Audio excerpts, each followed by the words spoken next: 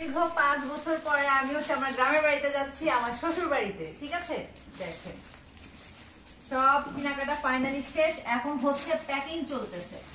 তো এত বছর পরে শ্বশুর বাড়িতে যাচ্ছি, খালি হাতে কি যাওয়া যায়? তাও আবার পরিবারের বড় বউ, ভাবা যায় অনেক আদরের বউ কিন্তু আমি। ঠিক আছে, তো ফাইনালি সবার জন্য কেনাকাটা করা শেষ, এখন হচ্ছে সব প্যাকিং করার পালা। এখন হচ্ছে আমি এগুলো প্যাকিং করতেছি আর আপনাদের সাথে একটু একটু করে শেয়ার করতেছি। তো এই জিনিসগুলো কেমন হয়েছে বলেন তো?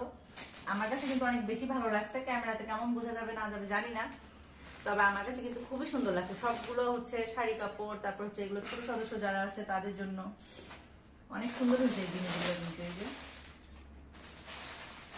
আর আমি খুব বেশি কিন্তু এক্সাইটেড, বিশেষ করে আমার ছোট মেয়ে বেশি এক্সাইটেড, কারণ সে হচ্ছে আসছে 5 মাস বয়স যখন তার তখন, আর এখন সে যাচ্ছে 5 বছর বয়স। এখন 5 বছর প্লাস হয়ে গেছে, 5 বছর সম্ভবত 1-2 মাস চলতেছে।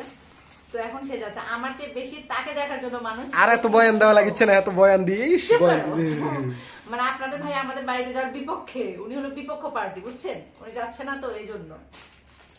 আল্লাহ হাফেজ।